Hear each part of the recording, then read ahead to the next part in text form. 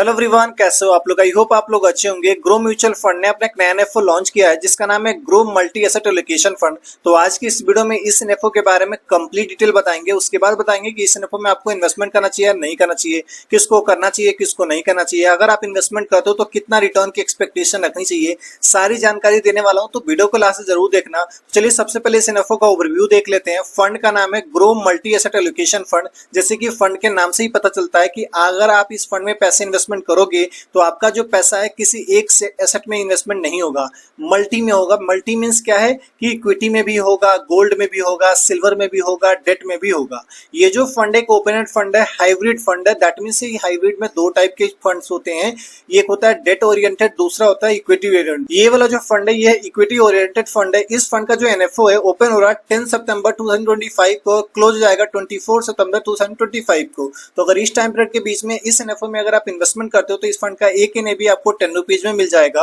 Investment करने के लिए ज्यादा अमाउंट की रिक्वायरमेंट नहीं है, केवल आप 500 रुपीज से इन्वेस्टमेंट स्टार्ट कर सकते हो। एग्जिट लोड की बात करूं तो अगर आप इस फंड में पैसे इन्वेस्टमेंट करते हो विद इन 30 डेज के अंदर में ही पैसे को विड्रॉ कर लोगे तो 1% का एग्जिट लोड भी पे करना पड़ेगा। इस फंड के जो फंड मैनेजर है अनुपम तिवारी जी है, पारस जी है, कौस्तभ जी है और विलफ्रेड जी। इस फंड के बेंचमार्क की बात करूं तो अगर इस फंड में पैसे इन्वेस्टमेंट करते हो तो आपका जो पैसा है 60% पैसा वो निफ्टी 500 के स्टॉक्स में इन्वेस्टमेंट होगा, डेट में जो है 30% इन्वेस्टमेंट होगा, गोल्ड में जो है 5% होगा और सिल्वर में 5% होगा। तो चलिए समझते हैं इसके बेंचमार्क को कि ये जो निफ्टी 500 है, डेट वाला फंड है, या गोल्ड है या सिल्वर है, पास्ट में कैसा परफॉर्म करा है, पास्ट में कुछ रिटर्न दिया है या नहीं दिया है।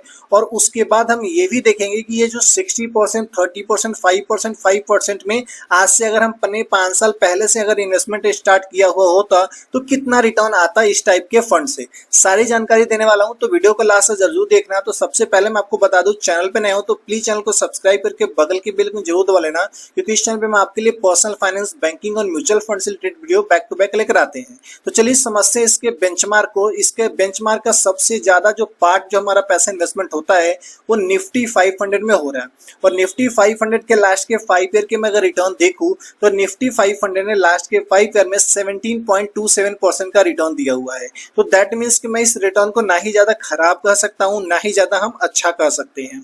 अब हम देखते हैं कि जो डोमेस्टिक गोल्ड में हमारा पैसा इन्वेस्टमेंट हो रहा है उसके बारे में। डोमेस्टिक गोल्ड की प्राइस अगर आप 2010 ग्राम गोल्ड का जो प्राइस था 29,600 रुपीज का था, वही गोल्ड की प्राइस 2025 में 86,990 रुपीज का हो चुका है। दैट मीन्स कि अगर हम सीजीआर की बात करें तो सीएजीआर जो है वो 12 to 30% का ग्रोथ दिया हुआ है। अब बात करूं हम सिल्वर की, तो सिल्वर तो लास्ट के 3 ईयर में गोल्ड को भी बीट कर दिया हुआ है। दैट मीन्स कि सिल्वर ने लास्ट के 3 ईयर में 21% तक का रिटर्न दिया हुआ है। तो ये तो बात हो गई उन सभी इंडेक्स की जहां पे आपका पैसा इन्वेस्टमेंट होगा।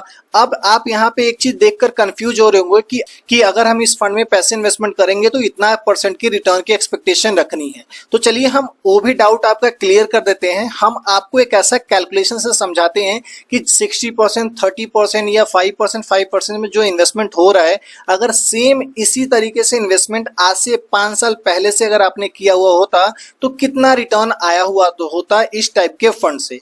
यहाँ पे आपने एक चीज मिसिंग देख रहे होगे जो कि डेट वाला इंडेक्स का, कि जिसमें आपके पैसे का 30% पास जो है इन्वेस्टमेंट हो रहा है, उसकी डिटेल हमें नहीं मिली जिसकी वजह से हमने मिस ही कर दिया है।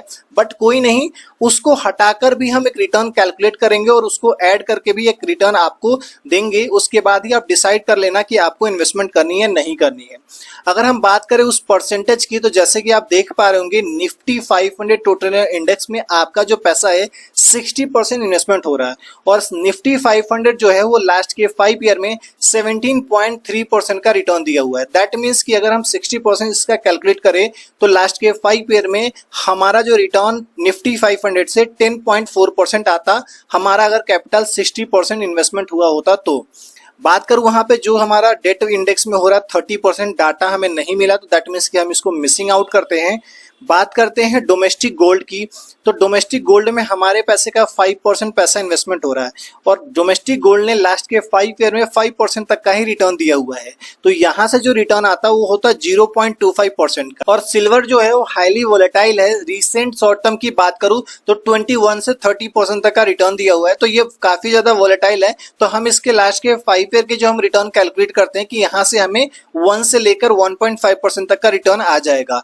तो ओवरऑल मैं आपको आपको कैलकुलेट करके बताऊं कि अगर सेम इसी रेशियो में इन्वेस्टमेंट हो अगर हमारा पैसा, तो 10% 0.25% को ऐड करोगे, सभी ऐड करोगे, तो आपका जो ओवरऑल जो एस्टिमेटेड जो रिटर्न आएगा वो 11 से 12% का आएगा। इस रिटर्न में एक चीज मिसिंग है। मिसिंग क्या है कि जो 30% जो पैसा है डेट में इन्वेस्टमेंट हो रहा है उसका रिटर्न ऐड नहीं है। तो चलिए हम इसको भी ऐड करके देख लेते हैं कि अगर हम इस फंड में पैसे इन्वेस्टमेंट करें तो कितना रिटर्न की एक्सपेक्टेशन रखनी चाहिए।